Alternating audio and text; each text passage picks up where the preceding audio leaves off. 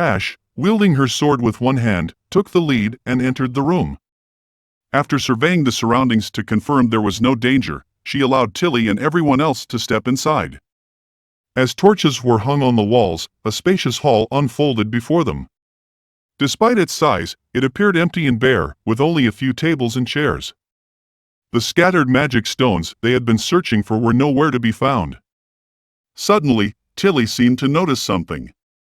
Following her gaze, Ash saw Tilly reach out and tear away the green moss, revealing a gem partially embedded in the stone wall. Tilly attempted to pull it out, but the gem didn't budge. While Tilly was deep in thought, she placed her hand on the prism and closed her eyes. Suddenly, a beam of light flashed at the center of the prism.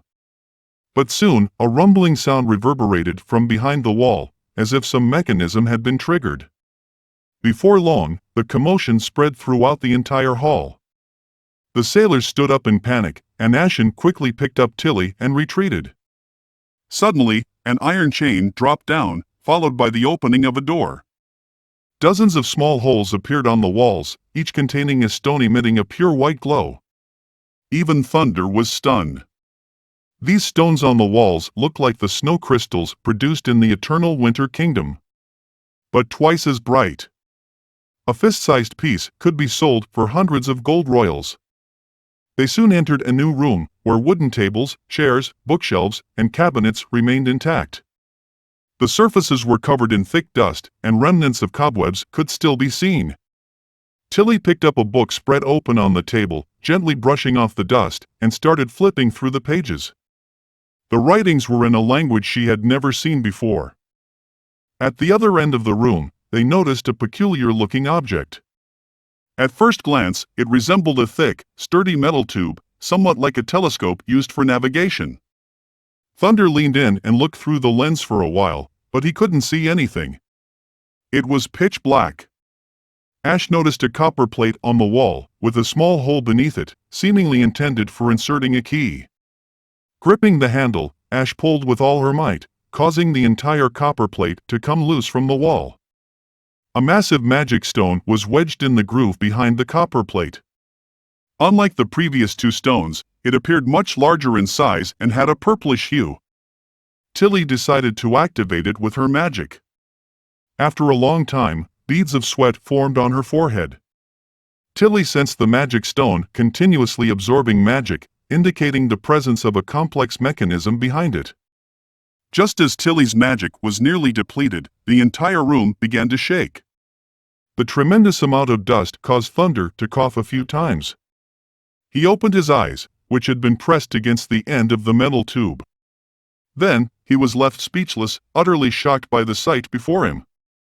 At the other end emerged a vast expanse of land, with the cliffs that seemed bottomless. In the center of the cliff stood an immensely colossal stone archway. The depths within the archway were profound and dark, resembling a colossal maw ready to devour anyone who dared enter.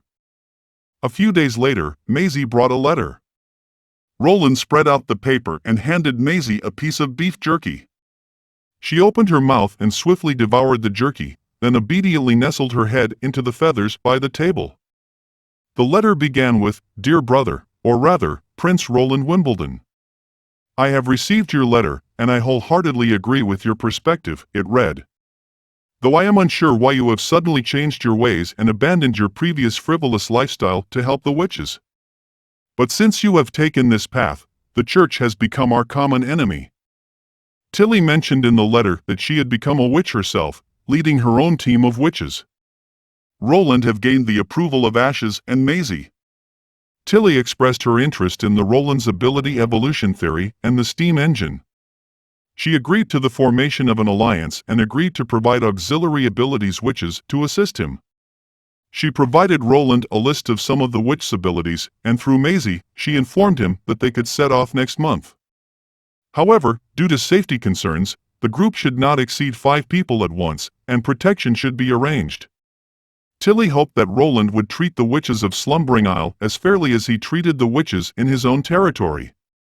Finally, she expressed her desire to end the church's oppression and build a new order, a kingdom where not only witches but anyone would be free from unjust persecution. Roland set aside the letter, feeling an indescribable sense of joy. He smiled and tucked away the paper, then pulled out another piece of beef jerky and offered it to Maisie. She opened her mouth, snatched the jerky, and swallowed it in a couple of bites before obediently resting her head on the table, burying it in the feathers. He had never expected Tilly to accept his invitation. The surprises brought by her response far exceeded his expectations. Her openness and enthusiasm made him feel like he had found an extraordinary ally. With her on his side, he no longer had to fight the church alone. As for the secure transportation route, he had already considered it thoroughly. The more he thought about it, the more excited Roland became. However, his thoughts were interrupted by a sudden explosion from the rear. Startled, he woke up from his daydream. Thinking it might be an enemy attack, he hurriedly opened the window to investigate the direction. It was the chemical laboratory. Roland rushed to the laboratory near the Crimson Water River, but the damage wasn't as severe as he had imagined. When he arrived, he saw Kyle Sichi lying on the ground with traces of blood leading from the accident site to the front door. His face was blurred, a mixture of blood and pus resulting from the corrosive acid that had splashed during the explosion. Several fingers were missing from his hand, and white bones could be seen through the flesh. The apprentices had already administered emergency treatment, indicating that they had encountered similar incidents while in Crimson Water City. They had successfully evacuated the injured, applied tourniquets, and sought help. Roland instructed his guards to secure the entrance and wait for Manhwa's arrival. He then entered the side room with Carter to search for the alchemist's fingers. Even if the young girl managed to heal his injuries, he wouldn't be able to conduct chemical experiments without his fingers. It would be a significant loss for the border town. Upon entering the room, an unpleasant odor filled the air, and Roland recognized it as the smell of nitrogen dioxide. The glass bottles on the lab table were shattered, and acid flowed down the tabletop, gathering into puddles on the floor. Something else caught Roland's attention in the storage cabinet above the lab table. He removed the peculiar-shaped bottle and realized it was a bottle of hard liquor sold in the market. Surprisingly, a considerable portion of the liquor had been consumed, with only a little left in the bottle. One of the guards reported Manhwa's arrival, and Roland left Carter to continue searching for the severed finger among the shards of glass. He returned to the front door of the laboratory. For Manhwa, this level of treatment had become routine. Compared to the girl who used to be scared of blood and would faint at the sight of a horrifying wound, she had grown a lot both in terms of her abilities and courage. Manhwa smiled proudly and said, "I can now heal these minor injuries directly." Manhwa placed her hands above the alchemist's chest, closed her eyes, and immediately there was a change in Kyle's injuries. His face healed rapidly, returning to its original state in no time. Surprisingly, even the severed fingers began to grow outward, although at a much slower pace. First, the bones extended, followed by the flesh and finally the nails and skin. It took about 15 minutes for his fingers to fully regenerate. At that moment, the guard reported that only 3 fingers had been found, and one of the severed fingers may have been completely destroyed in the explosion. "When did you learn to do this?" Roland asked in astonishment. Manhwa smiled and replied, "About a week ago, she had been training with chickens. She found that it didn't require severed limbs to grow back. As long as she infused enough magic power, it could gradually regenerate." Manhwa recalled what Roland said, that every part of the human body is composed of cells, so if there is a loss of cells at the severed area, magical power should be able to compensate for it. So she thought, why not try to repair the entire limb? And that's what she attempted. Her magical power is still too limited, so if it were a hand or a lower leg, she would be unable to accomplish it. Kyle slowly opened his eyes, as if forgetting what he had just experienced. Suddenly, he jumped up with excitement and exclaimed, "I've done it! Mercury fulminate!" It turned out that the missing reactant was alcohol. Prior to this, he had tested dozens of different materials without any progress. Frustrated, he went out and bought some liquor. Then it dawned on him that he had learned in basic chemistry that alcohol was an organic solvent and a necessary ingredient for certain reactions. So he distilled and purified the hard liquor, and after 6 attempts, he finally succeeded. As he filtered out the precipitate in the test tube, there was a sudden explosion. Although Roland was happy, he still wished that Kyle would prioritize his safety. He pointed at Manhwa and said, if it weren't for Manhwa witch abilities to heal him, Camo might have been. Before Roland could finish his sentence, Kyle interjected, good heavens! Are you saying this witch can cure injuries caused by alchemy, or rather, chemical experiments? Ha ha ha! Your Highness, this is truly marvelous. With her around, I no longer have to worry about danger. I can test everything now. Unexpectedly, Kyle's reaction was quite different from what Roland had anticipated. However, with this new development, the percussion cap for the fixed bullets finally showed promise. Back in his office, Roland immediately began working on the designs for the new machinery. During the days when the First Army and the witches went to the capital, he wasn't idle at all. On the contrary, Roland felt busier than ever before. The border town needed to construct residential buildings and dormitories capable of housing tens of thousands of people within 6 months. Moreover, there was an outbreak at Changji's stronghold, and Petrov earnestly requested Roland's assistance.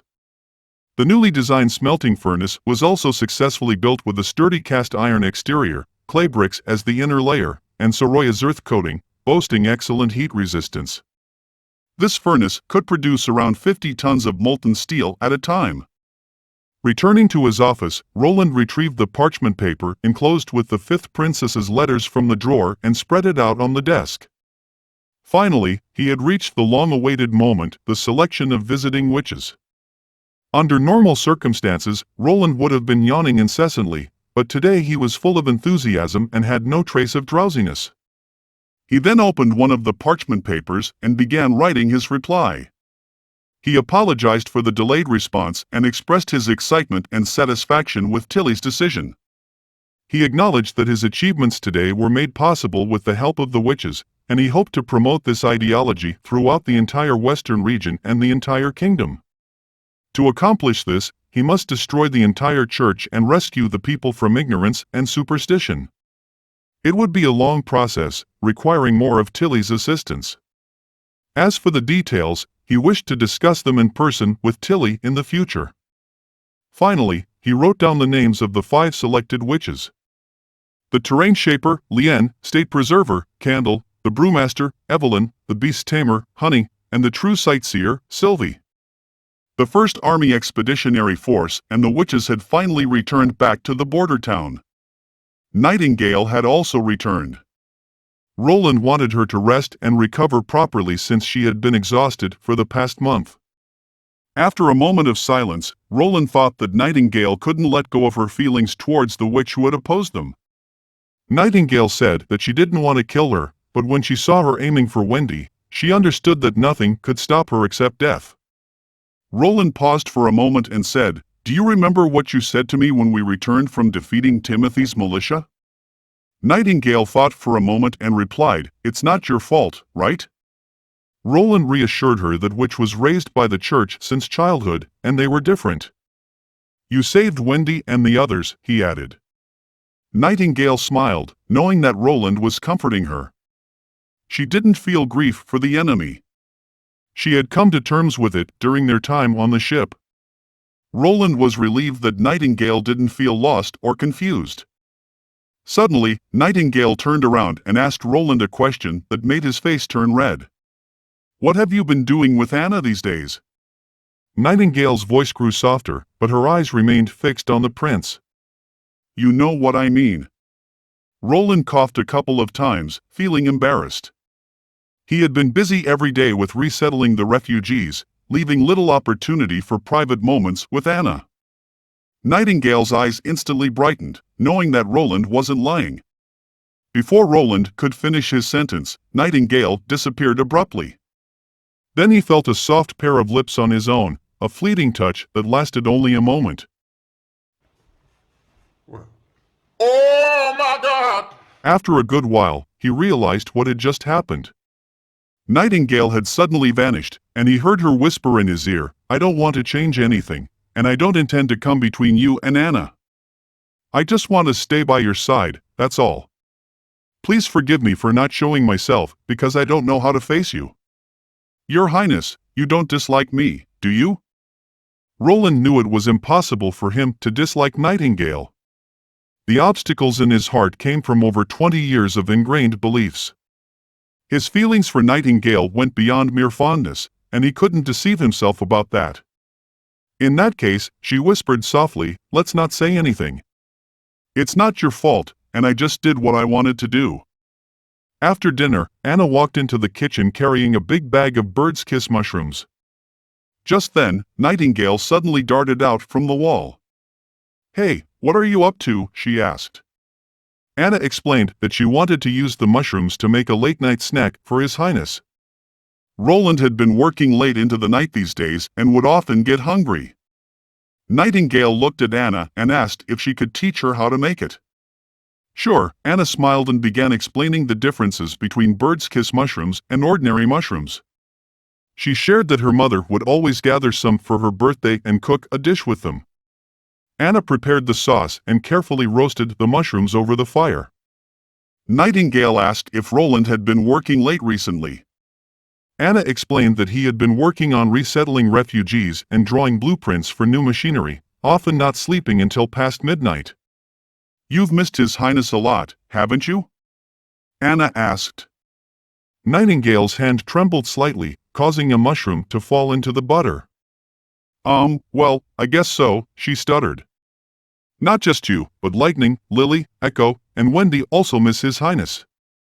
They say there's not even a place to take a bath there, and they've been wanting to come back for a while. Anna suddenly noticed a strange expression on Nightingale's face. What's wrong? She asked. Nightingale scratched her head and admitted that she did miss him quite a bit. While chatting, Nightingale accidentally burnt a mushroom, and they made a few more attempts. After a while, Anna suggested they should go together and bring the dishes to Roland. However, Nightingale insisted that Anna should go alone and bring the mushroom to Roland. Anna arrived at Roland's office and told Roland that Nightingale said she don't know what expression to have when she see Roland now. Anna initially thought that Nightingale felt embarrassed to face Roland because she had eaten some while cooking. But then she realized that she had also eaten some herself. Roland smiled, looked at the mushroom skewers, picked one up, and reminisced about the evening. He took a bite and his clothes exploded, transforming him into a character from the food war, Shokuji no Soma. The taste started with the sweetness of honey, followed by the juicy essence of the mushrooms, reminding him of MSG. He took another skewer, but this one seemed a bit too salty. Looking at the plate of mushrooms, Roland feels the mushroom looked clumsy yet adorable. In his past life as a mechanical dog, he was focused on studying and learning, rarely interacting with the any female. Even after graduating and finding a job at a design institute, the situation didn't change much, and he didn't understand how to respond to their affections. Roland lets out a soft sigh. There is still a long way to go before completely overthrowing the church, and he can take his time to consider what to do next. For now, he decides to concentrate on completing the tasks at hand. The next morning, when Roland stepped onto the wooden platform set up in the square, the surroundings were already crowded with people. The border town has undergone a tremendous transformation from its previous desolate and impoverished appearance. The sparse old houses in the town have all been demolished and replaced by construction sites and uniform brick buildings. Standing on the wooden platform, Roland's voice was amplified by echo, making it clear to everyone. He began his speech. In the past 6 months, we have overcome the demonic beasts, defeated the Duke, and transformed the town. Many people have contributed a lot to this transformation, including a few outstanding individuals who were once ordinary people, just like all of you. Roland looked around and continued loudly, but now, they will receive generous rewards. These include a medal handcrafted by me, 100 gold dragons, and 5 acres of land. This ceremony will be held once a year, regardless of birth or wealth.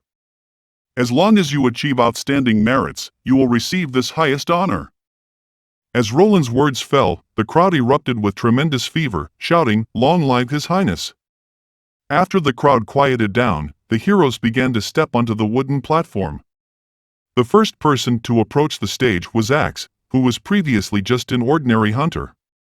Throughout the wars that have erupted in the border town, he always charged at the front line.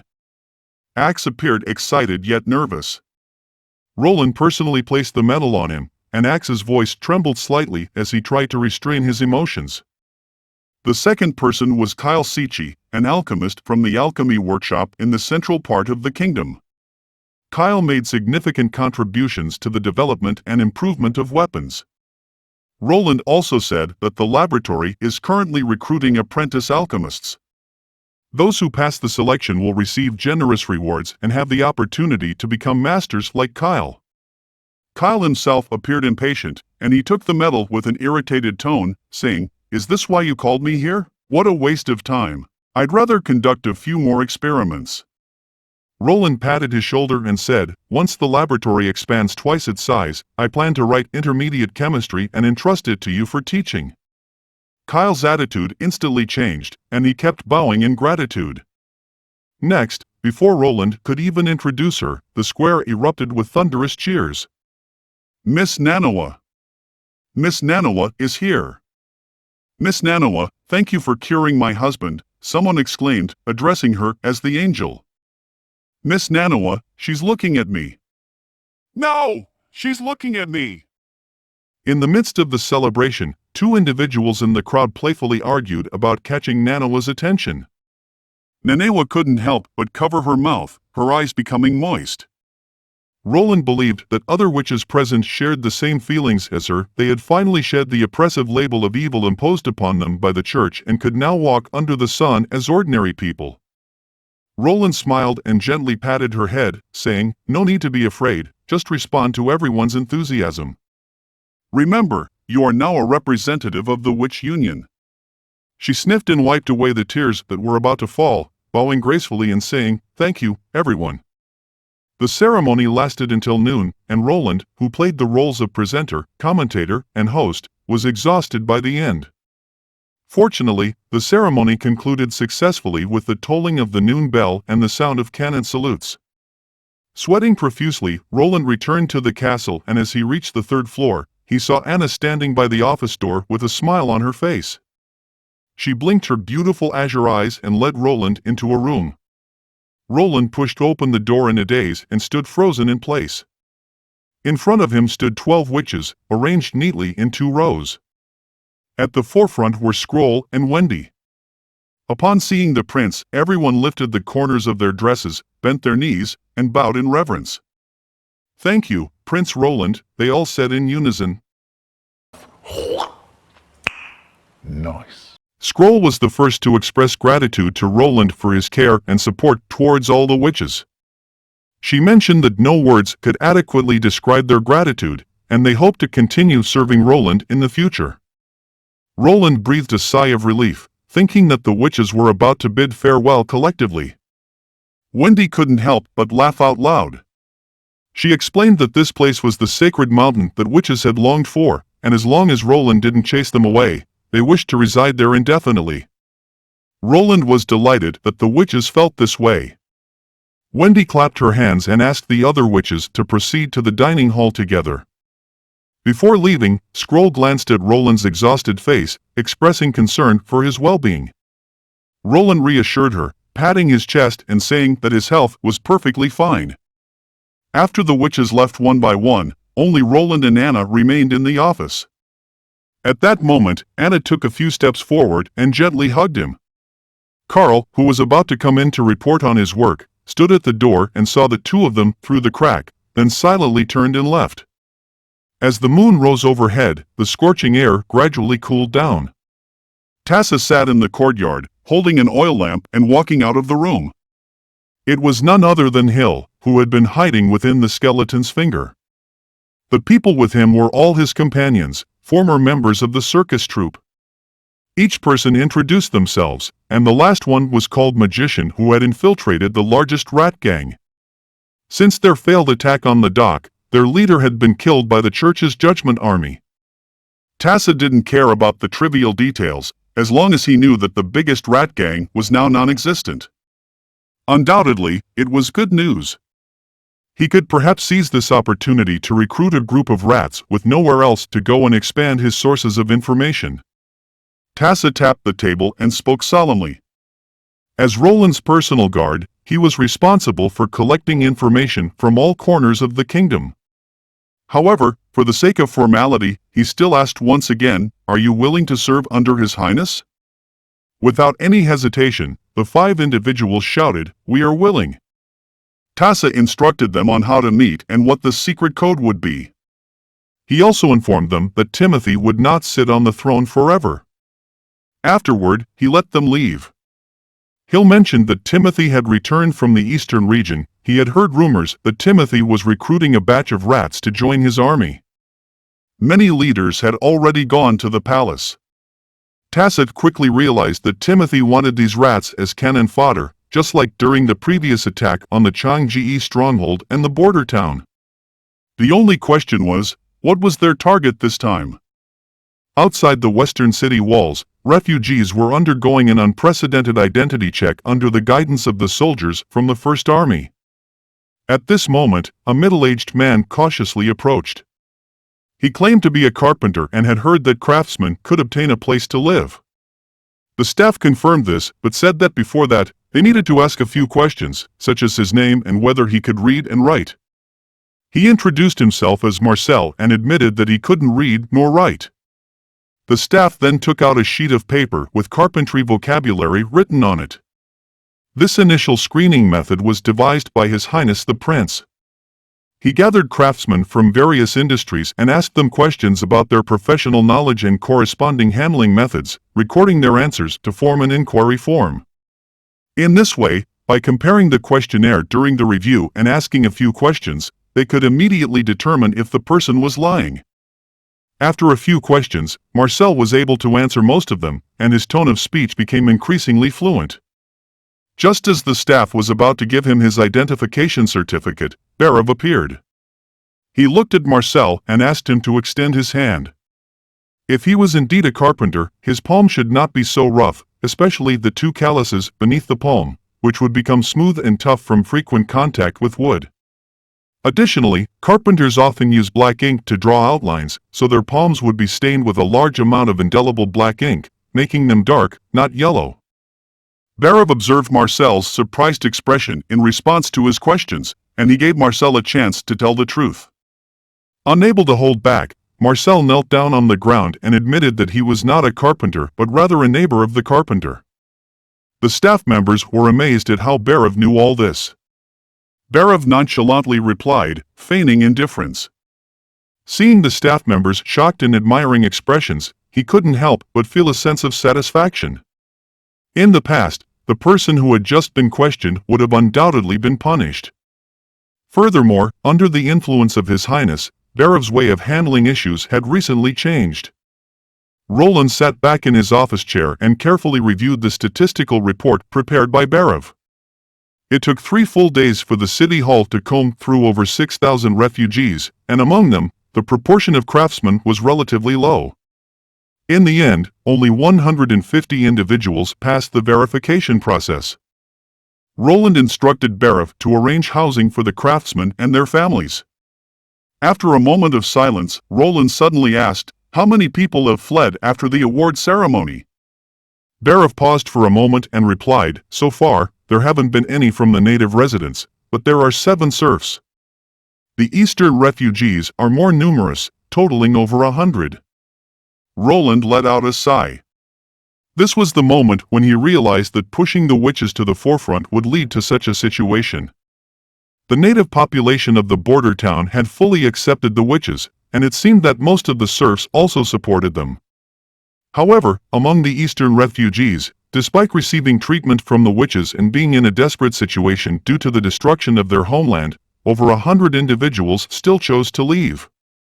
This somewhat surprised Roland. At this point, Barav suggested executing all of them.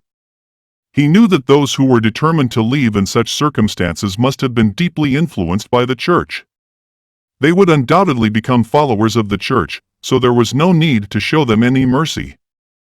Roland closed his eyes and thought to himself, Truly devout individuals who were loyal to the church would be the over 300 refugees who were unwilling to leave the capital even in the face of the plague. Perhaps these people who decided to leave the border town simply couldn't change their beliefs. If Roland were to encounter this group on the battlefield, he would not hesitate to defeat them. However, he couldn't bring himself to mercilessly wield his sword and kill a group of civilians just because their thinking was futile and their ideals clashed with his own. After a moment of hesitation, he decided to let Nightingale interrogate these refugees. If there were any spies or infiltrators among them, they would be captured, but the others would be allowed to leave. Roland stood up and asked Bera to join him in taking a few photos to relax their minds. In the courtyard in front of the castle, he called Carter, Axe, and Soraya to join them. In one corner of the garden, several boards measuring 4 to 5 meters in length and width were laid out, with a canvas covering the ground. Although the border town was not large at present, its future scale would be several times its current size. Roland planned to promote this means of transportation in the town, a simple and affordable device that could replace a horse. Roland lifted the canvas, and Carter was immediately fascinated by the novel contraption before him. With 2 wheels and an iron frame, everyone had different questions about it. Roland smiled and explained that it was a bicycle. He positioned his feet on the pedals, assumed a standard starting posture, and with a push of one foot, he rode the bicycle around the stone path in the courtyard. After completing a lap, Roland pressed the brakes and effortlessly leaped off the bike, gazing at his astonished subordinates.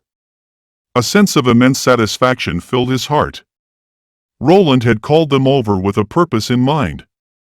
He wanted them to learn how to ride bicycles first, and then have Soraya capture their cycling photo on wooden boards. He wanted all the citizens to see that for the price of 1 or 2 gold royals, they could possess a mount similar to the Lord, the commander of the First Army, the chief knight, and the chief administrator of the city hall. The 3 of them spent the entire afternoon frolicking in the courtyard. Carter lived up to his title as the chief knight and was the first to master the art of cycling. Axe followed closely behind and successfully completed a lap around the courtyard. However, Bera failed to succeed even after attempting more than 10 times. He either wobbled dangerously close to falling off or couldn't move in a straight line. In the end, Roland had Soraya draw a static image of him standing next to the bicycle, gripping the handlebars. Once the bicycle promotional artwork was taken care of, the prince returned to his office. With some time before dinner, he had his guards summon Kyle Sichi. With the breakthrough in the development of mercury fulminate, the research and development of the new generation of weapons could now be prioritized. Undoubtedly, in the era of firearms, caliber represented justice, and rate of fire represented freedom. The more powerful the weapon, the greater the glory. However, an awkward problem arose. If they continued to develop along this path, they would soon run out of the lab's supply of the 2 acids required. Roland assigned Kyle a new task to design a chemical production system that could efficiently produce the 2 acids. As Roland was not knowledgeable in these matters, he hoped Kyle would figure it out on his own. As Roland pulled open the drawer, intending to snack on some fish jerky to ease his boredom, he was surprised to find the snack drawer empty. He paused for a moment, then looked up to see a piece of fish jerky being offered to him, right at the edge of his mouth. "You were looking for this?" The golden-haired woman across from him smiled. Roland took a bite of the fish jerky, unable to hide the smile that curled on his lips. "I thought you would remain lost in the mist forever." "That wouldn't be so bad. At least others can't see me, but I can still see you," Nightingale replied, pursing her lips. Seeing the familiar expression on the other person's face, Roland couldn't help but breathe a sigh of relief. "You mentioned before that you didn't know what kind of expression to show." Roland chuckled. "This is good too." On a raised platform, Roland congratulated the students below who had completed their elementary education, becoming the first batch of graduates in the border town. The young girl among the audience brightened her eyes. It was her first time seeing Prince Roland. Roland hoped they wouldn't become arrogant and complacent. There were still many knowledge waiting for them to explore, to discover. Nonetheless, he wanted to express his congratulations. "Long live His Highness." Someone shouted out, and soon everyone excitedly joined in, "Long live His Highness." The young girl in the audience turned to her friend and said that she wanted to work at the bicycle factory in the future. The pay was good, and she could even get a new bike. When the cheers subsided, Roland smiled and informed the students below that he would begin awarding the graduation certificates. The first name called was Pip. Pip felt his whole body tremble as he looked at the prince. He opened his mouth, but didn't know what to say. Stiffly, he walked out of the line, feeling the frantic thumping of his heart. Ever since he attended the award ceremony, he had a place he wanted to go. He couldn't become a military leader like Axe, nor possess the incredible abilities of a witch, but he had another path to take. Roland patted Pip's shoulder, congratulating him on his successful graduation. Pip looked at his graduation certificate. He was going to apply to the chemistry laboratory, aspiring to become a sage like Mr. Kylesichi. Despite being in the summer season, the ice and snow on the Hermes had hardly melted. Min stood atop the tower, gazing into the distance while holding a report. It was surprising to learn that the witches could cure the current plague, and there seemed to be a powerful long-range weapon in Border Town. Tevrin slammed his fist on the table. He couldn't believe that Idiot had dispatched the Faceless to attack. If Heather were to return, she would surely be furious. Witches who could grow into pure ones were rare and extremely difficult to cultivate. Min spoke slowly. Whether it's the punishment army or the witches, their ultimate goal is to eliminate the enemy. Some losses are unavoidable in the process. After reading the entire letter, Taefun couldn't believe that Timothy had launched a surprise attack on Changji's stronghold and completely wiped out the envoy group. The contents of the second letter came from two sources, a report from Petrov from the stronghold and intelligence from local spy. Combining the information, it appeared that a militia group from beyond the western border had indeed launched a surprise attack on the stronghold and plundered the church. They not only consumed the church's pills themselves, but also targeted the medicine stored in the church. As for the latter point, Min found it somewhat peculiar.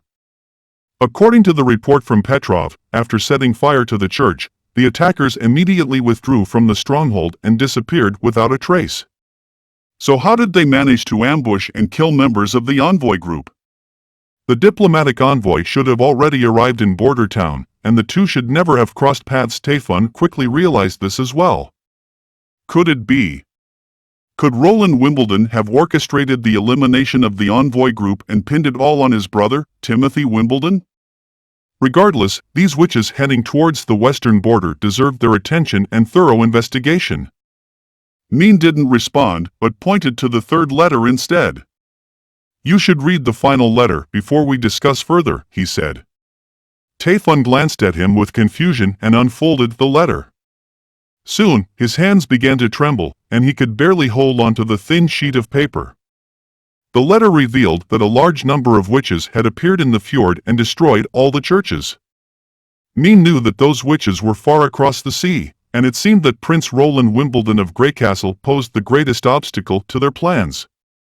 Min planned to lead 100 punishment army soldiers and pure ones who remained in the church to thoroughly cleanse the western border of Greycastle and seize an opportunity to deal with the fjord witches. Taefun wasn't entirely supportive of the idea. Suddenly, a flustered clergyman rushed into the room, carrying an urgent message. A massive fleet had landed on the coast of the Kingdom of Eternal Winter, and hordes of enemies were besieging the capital city. The situation was dire. Heather was desperately resisting, but the enemy numbers were overwhelming, and they had consumed the pills as well. The enemy's banners revealed an astonishing truth: the enemy fleet belonged to the Black Sail Fleet of Queen of the Green Water. The granite steps of the palace of the Eternal Winter capital have been stained with blood, and the smell in the air is a bit pungent. There are many corpses lying on the ground. There are God's punishment army, believers, and their own people. There are also sand people. After a while, 2 armored guards walked into the temple with a woman with her hands tied behind her back. Garcia knew she would not surrender, and she wanted to send Heather to the heavens. Heather can slowly beg the gods for salvation, where she can beg for forgiveness. She will cut off Heather's fingers and torture her so that she can fully experience the pain and helplessness of the citizens of Port Greenwater. Heather looked at Garcia coldly and sneered, then asked if Garcia is waiting to be crushed by the church army or drifting on the sea for the rest of her life? Garika signaled her guards to do it. She already had a perfect plan. The army of the church is now attacking Wolfheart Kingdom. Hermes is like an undefended city. The guards drew out their daggers and approached Bishop Heather. Heather gritted her teeth and didn't let out a cry of pain. At this time, the bishop's left hand has become a bare palm, and there are beads of sweat on Heather's forehead. Garcia's Sand Tribe companions couldn't bear it any longer. Garcia laughed and told her, "Do you want to know how those witches in the church's hands will be treated? I guess you're not interested." At that moment, Heather suddenly burst into laughter. She said Garcia would never understand the greatness of the church. For those who opposed the church, destruction was the only outcome. Garcia chuckled, seeing Heather not uttering a word of plea even until her death. Back in the border town, which was about to face its last and hottest month of summer, Anna enjoyed her ice cream. Nightingale pushed open the door, followed by Maisie and Lightning. Roland noticed the weeds and leaves on their heads, realizing they had disturbed a bird's nest. Roland took out a pre-written letter from the drawer and handed it to Maisie, asking her to give it to Tilly when she returned to the fjord. Maisie hesitated for a moment, blinked a few times, and carefully tucked the envelope into her bag. Seeing her expression of sudden realization, Roland suppressed a smile. It seemed that the charm of the small town was quite powerful. Lightning also had a task. He opened the map and pointed to a southern region. He wanted Lightning to take Maisie for a flight and place 2 flags at the junction of the shallows and the mountains, marking it on the map. If Tilly agreed to send the witches, they would guide the sailboat to this location and be greeted by a hot air balloon. As everyone heard the news of possible new witches coming to the border town, they became excited. On the second day after Maisie's departure, Roland took the witches on board the new generation of hot air balloons. Before this, Roland handed them a stack of white papers and instructed them to spread them out to create a massive canvas, while Soroya painted. The pure fabric of the coating was much lighter and more resilient, with no seams at the joints, making it resistant to disintegration even at large sizes. Perhaps soon he would be able to start producing Berlin airships, dropping bombs from kilometers high, achieving 3-dimensional warfare across land, sea, and air. Just the thought of it was exhilarating. Anna looked at Roland and not sure what His Highness is smelling at. Lily sneered and said, "I guess he is thinking about those new witches." After all, His Highness is still a man. The entire voyage went smoothly, with the witches chattering incessantly in the air. After flying around the shallows for a while, the group returned to the castle aboard the hot air balloon.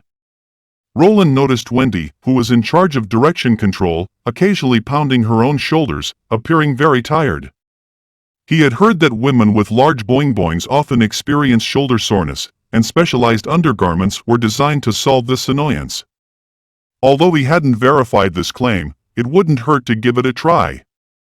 Roland decided to make a small gift for each adult witch. The merchant caravan from the capital city arrived at the border town. Margaret and the merchants sat in the hot air balloon. Margaret was excited, while Marlin was somewhat afraid. Although they, as ordinary people, were flying in the sky, Marlin believed it was all thanks to the witches. Without the witches, the hot air balloon wouldn't be able to take off. Margaret noticed that Anna was only releasing flames, and as long as there was hot air, the balloon would rise on its own. Margaret wanted to purchase 5 hot air balloons that could carry 1 person each. She intended to use them on the ship so they could spot nearby pirate ships earlier. Roland gritted his teeth and said the cost wouldn't be low. He estimated it would require over 1,000 gold royals. Margaret generously said, 1,000 gold royal for each balloon. Marlin was also very interested and was willing to help Roland promote them. The price offered by the other party pleasantly surprised Roland. The 1,000 gold royal were a 5-fold markup he had estimated for the price, but he didn't expect the other party to readily accept a price so quickly. He thought of another way to make money. Additionally, whether it was hydrogen or coal gas, they were both consumables that needed to be refilled in the border town after use. This would provide additional income. Roland pretended to hesitate for a while and finally nodded, saying, "Then it's a deal." In the slumbering isle, Ashes frowned as she looked at the letter brought by Maisie. She couldn't help but be surprised. She didn't expect Roland to choose Sylvie. Doesn't he care about having his identity exposed? Tilly was also unsure. Perhaps her ability annotation was written too vaguely, or maybe Roland doesn't mind revealing his identity in front of them to show his sincerity and cooperation. There's also another possibility, Ashes said. Roland might truly be Tilly's brother, so he doesn't care about Sylvie's abilities. Tilly smiled. She knew her brother better than anyone else. Throughout their lives, he excelled at evading and run away from all trouble, and it was impossible for him to wage war against the church to protect the witches. Ashes also saw the other witches that Roland needed, one of whom was Liane. She was one of the most important witches on Slumbering Isle. If she were gone, no one could repair the houses once they were damaged, and no one could alter the topography of the island. The same went for Honey, who could command animals to help everyone catch fish. It was thanks to her that they enjoyed various delicious seafood every day. As for the other two witches, Ashes didn't have much objection. Tilly's expression became serious, and she opposed Ash's words. What is useful and what is useless? When she sent them to the border town, it was with the hope of forging an alliance, not abandoning them. Regardless of their abilities, all the sisters who chose to come to this isolated island are witches. How can they select them based on the usefulness of their abilities if they want to build Slumbering Isle as a home for witches? Ashes understood that this was Tilly's genuine expression of anger. She knelt down on one knee and apologized. Tilly sighed and slowly spoke. Roland selected these 5 witches from over 100. Among them are the ones you mentioned, Candle and Evelyn, whom you think have little impact. Are they truly useless? Perhaps through this contact, we will be able to understand whether his selection of these 2 was a coincidence or if he saw aspects that we haven't realized. I don't want you to speak such words. All the witches are partners in our shared goal, not mere tools. The departure was scheduled for the next day, and the ship responsible for taking them to Grey Castle was a warship from the border town. Sylvie leaned against the railing of the ship and took out a piece of beef jerky from her bag. She raised it above her head and waved it. A massive seagull descended from the sky with a cry and snatched the jerky in one bite. Captain Jack 1 I knew that seagulls would never get lost at sea, and they could sense the approach of storms in advance. Jack looked at the plump seagull in the sky. Although it looked similar to an ordinary seagull, it was much fatter. This journey was entrusted to Sylvie by Princess Tilly to establish connections and provide mutual assistance with another gathering place for witches. In addition to the chosen 5 renowned witches on board, there were Ashes and Molly. However, they won't stay. Their presence was only to ensure a smooth and safe voyage. Sylvie, on the other hand, had another responsibility, to uncover Roland Wimbledon's true identity. But honestly, Sylvie felt that this task wouldn't be so easy to accomplish. If the Witch Union didn't agree, it would still be manageable. But what if they didn't want the information to leak out and decided to imprison her and the other 4? Looking through the cabin wall, Sylvie sighed as she watched Liane, Evelyn, and others happily playing with the slime. She couldn't help but hope that the witches of the Witch Union were as welcoming and friendly as Maisie had described. Ashes looked at the other witches and sighed, patting her forehead. Y'all must remember to keep your distance from Lord Roland Wimbledon. Never be alone with him easily. Why? Isn't he Lady Tilly's brother? Evelyn asked, puzzled. He is indeed, Ashes replied seriously, but that doesn't stop him from enjoying groping witches' bottoms. Everyone gasped in shock upon hearing Ash's words. As they approached the shore, Sylvie noticed a peculiar dark shape approaching them. It was massive in size, and all the witches looked up in astonishment, hardly believing what they saw. A remarkably large spherical object floated in the air, with a wicker basket hanging beneath it. Maisie and another witch stood on either side, accompanying the basket's flight. What caught everyone's attention was the long yellow banner hanging from the bottom of the basket, displaying a bold message, "Welcome to the border town." After the basket descended, Wendy stepped forward to welcome the witches from the fjord. Then she turned her gaze towards Ash, revealing a joyful smile. The appearance of another witch caught Sylvie's attention, as her strikingly pure blue eyes resembled a pristine lake. However, what intrigued Sylvie even more was this witch's immense and flawless magical power. Lightning also arrived, followed closely by Maisie, landing on Lightning's shoulder. Once Ashes briefly introduced the witches from Slumbering Isle, Wendy smiled and invited everyone to board the basket. Ashes smiled back, bid farewell to Wendy, and departed. Wendy looked slightly disappointed seeing Ash leaving, pursing her lips, but assured Ashes that she would take good care of them. Sylvie felt a slight tremor beneath her feet as the basket lifted off the ground. She saw Ashes and Molly waving to them as the hot air balloon ascended higher and higher, shrinking the landscape below into tiny dots. She sighed. No matter what, a new life in the border town was about to begin. The atmosphere during the flight was much more harmonious than Sylvie had initially expected, just as Ashes had said. Wendy showed care and concern for everyone, treating them all equally without any distinction because they were newcomers. Lightning seemed to get along well with Maisie, and she had a lively personality. Occasionally, she would fly into the basket with the chubby pigeon and engage in conversations with everyone, completely disregarding the fact that she was once a stranger. With Maisie acting as a bridge between the two groups, the other four gradually relaxed and began inquiring about the situation in the border town from Lightning. Eventually, the young girl hovered near the basket and started sharing stories about the town's battles against demonic beasts and invaders, as well as the incredible feats of the prince such as his inventions and ideas. Her tales left everyone in awe and captivated their attention. Before long, a hot air balloon arrived above the castle. It descended directly into the castle backyard, and as soon as they stepped out of the basket, a series of booming sounds suddenly echoed through the air, startling the unsuspecting witches, leaving them momentarily frozen in place. Wendy explained that it was a cannon salute, a welcoming gesture from His Highness. The witches from the border town had come out to greet them. They walked through the green-shaded corridor and entered the grand hall of the castle. There, Sylvie finally saw Tilly's brother, who was seated at grand table. He bore a slight resemblance to the princess. Roland introduced himself briefly, assuring the witches that there's no need to feel constrained and that they could treat the town as their own slumbering isle.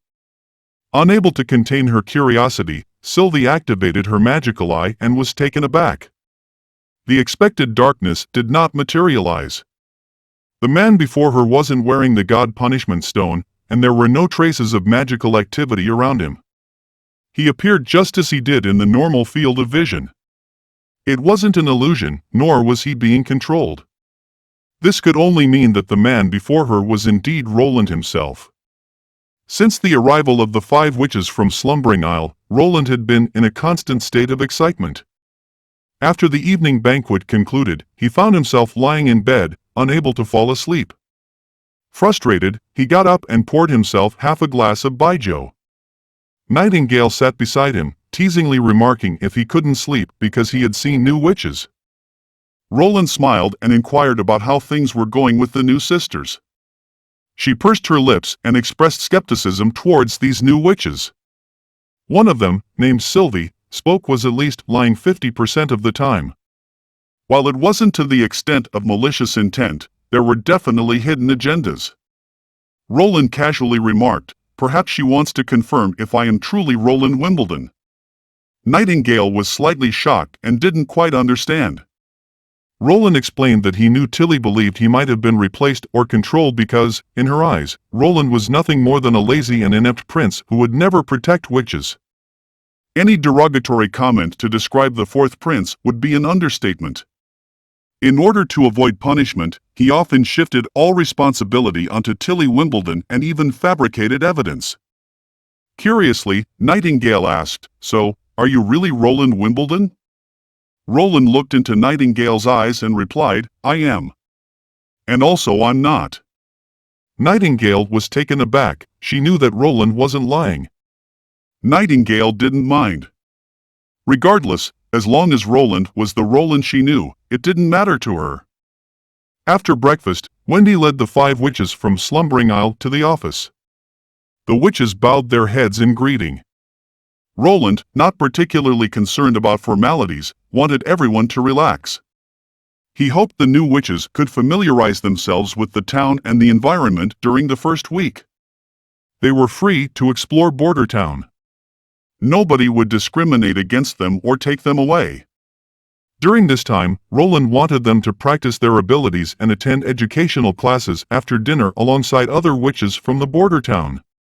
They would receive a monthly salary 1 gold royal, and if they had any questions, they could consult with Scroll and Wendy. The description in Tilly's letter was not very detailed, so Roland wanted to test their abilities first. Before that, Sylvie had something to give to Roland. She opened the package in her hand and placed several yellowed parchment papers and a letter on the table. Roland, with a puzzled expression, opened the envelope. The letter was not long, and he quickly reached the end, but the contents described inside stirred up a storm in his heart. It was an ancient document that Tilly and the others had found in a ruin. Roland and Scroll immediately recognized that the writing on the parchment was identical to the ancient books Hakara had previously obtained from the ruins in the eastern forest. If it was the church that had constructed all of this, why did they abandon it all? Moreover, not only were these grand structures left behind, but even the records from 450 years ago were completely wiped out. What were they trying to hide? The scorching summer sun couldn't bring any warmth to Roland. He could only feel a chilling sensation rising from the depths of his feet, eerie and frigid. What about the ruin lightning found in the hidden forest somehow connected to these ruins? And what about the demonic beasts, devils, and the city of Takara? What kind of catastrophe had occurred 450 years ago? Roland felt a strong sense of unease welling up within him. He decided to inform Tilly about the devils and the holy city of Takara in his response letter and included a picture of a devil as well. After equipping the entire army with the new generation of firearms, Roland will then make preparations to venture into the forest alongside the witches to confront the potential threat of the demons. He understood deeply that peace was not permanent, and it was essential to rapidly strengthen his own power. When the inevitable war arrived, he wanted to have the strength to fight back. The testing location was chosen to be the grassy land outside the town walls. The first to undergo testing was Liane, a petite girl with short, black curls. Her ability allowed her to effortlessly manipulate the terrain within a 5-meter range. During the test, Liane caused the earth beside her to rise vertically, forming a towering pillar that reached a height of 7 to 8 meters. The second participant was Honey, a girl nicknamed Honey due to her sweet personality. She was even shorter than Liane and had just turned 18 the previous winter. Honey possessed the primary ability of beast language, which allowed her to communicate with and influence animals within her range. Various animals under the influence of her magic would carry out her commands. In addition, Honey had an interesting secondary ability, animal messengers. She could use messenger animals to deliver her commands to target animals, recruiting more powerful creatures to her cause. However, this ability was currently unstable. The third participant was Evelyn, a woman in her mid-20s. According to Tilly, her ability could transform low-quality beer into other tasty alcoholic beverages with completely different styles and flavors. Roland's initial purpose for her ability is quite apparent: alcohol purification. However, it wouldn't be gentlemanly to give someone alcohol early in the morning. So on to the next one. The fourth witch is Sylvie. Whenever Roland faces her, he can't help but feel a sense of unease. He simply senses that he has an inexplicable vulnerability in her presence. What's worse is that he knows it's not just a figment of his imagination, it's actually her ability. Sylvie possesses a vision that disregards obstacles. As long as she wishes it, his clothes might as well not exist. Roland can't help but sigh inwardly, wondering why he doesn't possess such an ability. Sylvie's long, straight hair falls to her shoulders in a vibrant shade of green. Her ability is quite easy to understand. She can see everything within her surrounding area, including what is behind her. Her vision can penetrate through obstacles. Moreover, she can also see magical energy. The last witch to make her appearance is Candle. Like Anna, she also celebrated her coming-of-age day during the previous month of demons. She now has the ability to maintain the original properties of objects she touches for a certain period of time. For example, if she uses her power on an ice block, it won't melt even when exposed to sunlight and will continue to emit a chilling aura. However, after several rounds of testing, Roland realizes that her ability is not as perfect as he had imagined. Candle needs direct contact with the target object, which makes it difficult for her to solidify objects with high temperatures. His plan to obtain a drop of steel that would forever remain in a white-hot state, providing a continuous heat source for the blast furnace, has fallen through. Aside from Anna, no one dares to touch something that reaches thousands of degrees with their bare hands. However, even so, this seemingly introverted girl remained Roland's greatest acquisition. In the realm of industrial production, the solidification of material states can truly be deemed priceless. Subjected to factors such as heating, cooling, friction, and external forces, metals experience structures deform. If a crucial component of a machine can maintain a constant state, it signifies that it can consistently operate at maximum efficiency and precision. In other words, the application of intense heat can effectively enhance the mechanical strength of inferior metals. Emerging from the mist, Nightingale inquired, "Do you have a favorite among these 5 witches?" Roland casually replied, "They are all excellent." "What? You like all of them?" Roland playfully tapped Nightingale's head and she stuck out her tongue in response. Then, together, Roland and Nightingale returned to the castle. In the reception hall on the ground floor, the long rectangular table was already filled with various dishes. As the other witches took their seats, everyone began indulging in the feast. It was the first time for the newly arrived witches to experience such a lavish dinner and enjoy such comfortable showers. Evelyn felt a bit down, fearing she might not have a role to play and be left out. Scroll reassured her, mentioning how His Highness had never treated any witch differently in the border town. Hummingbird joined the conversation. Many of them had nothing else to do besides their work, but His Highness had provided them with ample leisure playtime and a lot of freedom. As the dinner approached its end, the prince suddenly clapped his hands, drawing everyone's attention. The first item to be served was baijiu, which had a richer flavor than beer or fruit wine and was more intoxicating.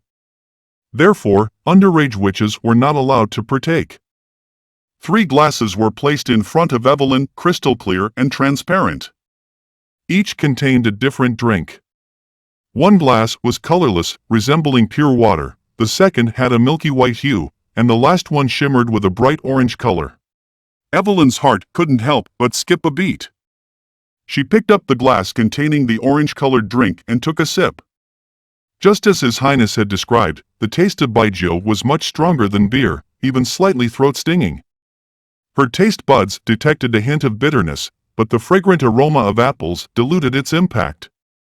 It was her first time tasting such an exquisite drink. The baijiu mixed with milk was milder, almost devoid of bitterness. She could sense that besides milk, there was probably a touch of honey or sugar added to it. The sweetness and the aroma of the alcohol blended together, creating an entirely new flavor. Finally, when it was time for the last glass, she took a small sip. A scorching sensation immediately rolled over her tongue and down her throat, just as she had expected. With no other flavors to interfere, only the pure taste of the baijiu remained. It started with a fiery heat and then transitioned into a sweetness hidden beneath the bitterness. Roland smiled, knowing that this glass was not the most intense baijiu. There was still room to enhance its richness. He would let Evelyn taste it later, and she was eagerly anticipating it. Once the wineglasses and plates were cleared, the prince ordered the servants to bring a pile of boxes and place them on the long table. These were small gifts for the adult witches. He hoped that the witches would open the boxes when they returned to their rooms to rest for the night. After dinner, Nightingale carried the box back to her bedroom. Before she had a chance to open it, Lightning, Maisie, Lily, and Rem bounded in, their eyes gleaming as they stared at the box in her hands. These young witches felt that His Highness was biased, not allowing them to drink wine and denying them gifts. When they opened the box, they were greeted by a strange garment that caught everyone's attention. It felt incredibly soft to the touch, made of high-quality silk, but it didn't look like a piece of clothing at all because it was too small. Maisie thought it was a windproof eyewear, while Nightingale unfolded the piece of paper that came with it. It contained instructions and descriptions of the gift. Wendy and Nightingale stood still, momentarily stunned. After reading the letter, the faces of the adult witches turned red. The young witches quickly caught on to the hint, and Wendy, in an unusual display of embarrassment, wore a flushed expression. Only Lightning remained unfazed, her eyes filled with curiosity and envy. She asked Wendy to try it on, sparking Wendy's deep embarrassment. She promptly ushered the four of them out before heaving a sigh of relief. Nightingale also felt a tinge of embarrassment. While it was common to receive clothing items from the castle for everyday use, no one had ever felt awkward about it. However, this gift was clearly intended to fit individuals of different sizes. In other words, Roland had carefully observed each person's measurements. Yeah, boy. The thought made her blush furiously. Nightingale seemed to have an idea. She dissipated into the mist, passed through the walls, and made her way to Anna's room. The door was quickly opened, revealing Anna in her robe. Once Nightingale entered the room and closed the door behind her, she asked about the gift from His Highness. Surprisingly, Anna was delighted and said she had already put it on and found it very comfortable. She asked Nightingale if she wanted to take a look. Nightingale hurriedly waved her hand, asking and stuttering if it wasn't strange for His Highness to give such a gift. Anna, puzzled, explained that His Highness intended to promote it as a product. The item was soft, lightweight, and comfortable. Nightingale couldn't help but marvel inwardly. She hadn't paid attention to these small details but had instead focused on His Highness's goals. Perhaps that was what set her apart, her purity and directness. With these thoughts in mind, Nightingale returned to her room, studied the gift for a while, and then put it on herself. Wendy still hesitated to put it on, but Nightingale teased her that His Highness probably made these designed specifically for her.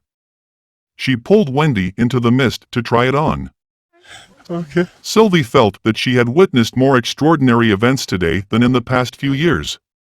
From the pipes that released water with just a flick of a switch, to the soap that exuded a faint fragrance, and the wine that burned like fire when consumed. Everything seemed incredible. Of course, the most unbelievable thing was the garment given after dinner. Such clothing was usually exchanged between lovers, yet according to His Highness, he not only wanted to give these clothing to the witches but also planned to promote it and popularize it in the Western territories. Sylvie couldn't help but shudder. What noble would choose to personally engage in such a business? Or was it that he truly had an unusual interest towards boing-boings and cakes? Sylvie couldn't help but recall Ash's warning, and she involuntarily stepped back a step. Ash was right. His Highness was a dangerous person, and if possible, it would be better for her to keep her distance from him. A week later, Roland spread out the blueprint in his hand. He officially launched the construction project for the steel bridge. He explained to Lien how to raise 2 pieces of land in the middle of the river to serve as the foundation for the bridge piers. Wendy was also on the boat, but over the past week, whenever she saw the prince, she would slightly avert her gaze, appearing somewhat uncomfortable. She stretched her arms and realized that her shoulders no longer hurt and her arms were no longer sore. She wanted to find an opportunity to thank His Highness.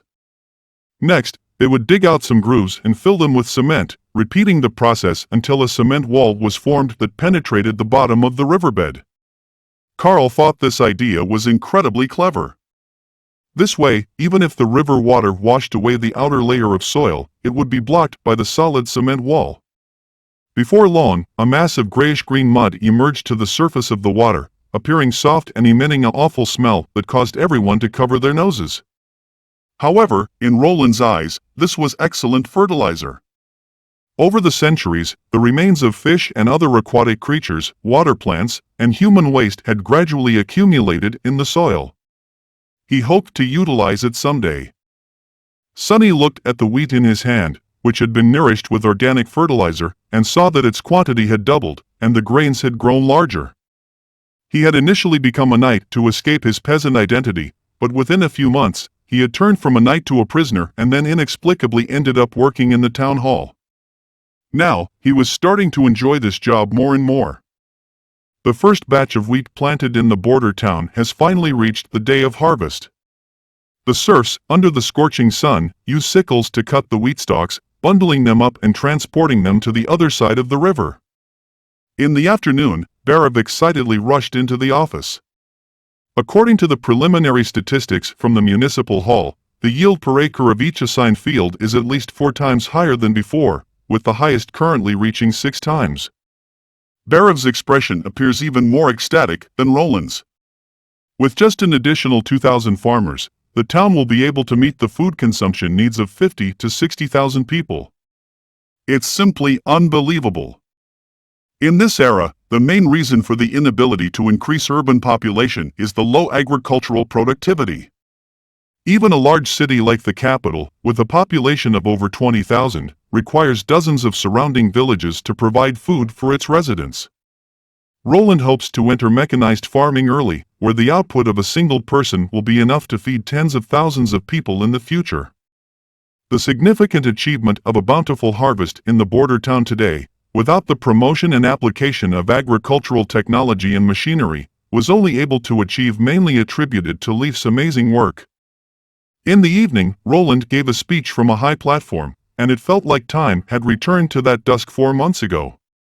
The roaring bonfire, the densely packed crowd, and the last remnants of sunlight reflected on their faces were all familiar sights. However, what was different this time was the expressions on their faces. Instead of the initial fear and unease, now they were filled with the joy of a bountiful harvest and undeniable anticipation. Roland didn't introduce himself or waste time with pleasantries. He went straight to the point. He declared that everyone present could become free citizens. Once they became free citizens, they had the freedom to choose whether to continue farming or seek other occupations. The list of promotions would be announced in a couple of days. This simple statement ignited the atmosphere at the gathering. People couldn't contain their excitement and started shouting and cheering. Furthermore, starting from next year, as long as the harvest meets the promotion standards, even if the yield doesn't rank at the top, individuals can still become free citizens. In other words, as long as they work diligently, they can definitely shed their status as serfs. Roland paused for a moment and looked around. I hope that one day in the future, there will be no more serfs in Border Town. Everyone will become true citizen of the Border Town. The moment Roland's words faded away, the cheers of the people echoed through the sky above the Redwater River, continuing without end. Timothy walked into the arched dome at the top of tower in Bluewater Harbor. Step by step, he approached the desk and sat down in the oversized chair. Leaning forward, he pressed his face against the tabletop and took a gentle sniff, as a faint, pleasant fragrance entered his nostrils. At that moment, he couldn't help but burst into laughter. He had finally won. Garcia had given up Bluewater Harbor, giving up the southern frontier, which also meant giving up the throne of Grey Castle. The knight guarding outside pushed the door open and entered. Timothy would depart for the capital tomorrow morning. Aside from the personal guard and the knights of Grey Castle, he left the rest of the knights and mercenaries under the command of this knight commander. Timothy ordered him to guard the southern frontier well, ensuring that the Sand tribes would not set foot on Grey Castle's territory again. The young knight hesitated, and Timothy knew what he was thinking. He reassured him that as soon as the matter in Bluewater Harbor was resolved, he would immediately recall him to the capital. The young knight mustered the courage to ask Timothy if there was any news about his brother. The knight's words caused Timothy to pause for a moment. Indeed, it had been 2 months since his brother was sent to plunder the western frontier, and there had been no news.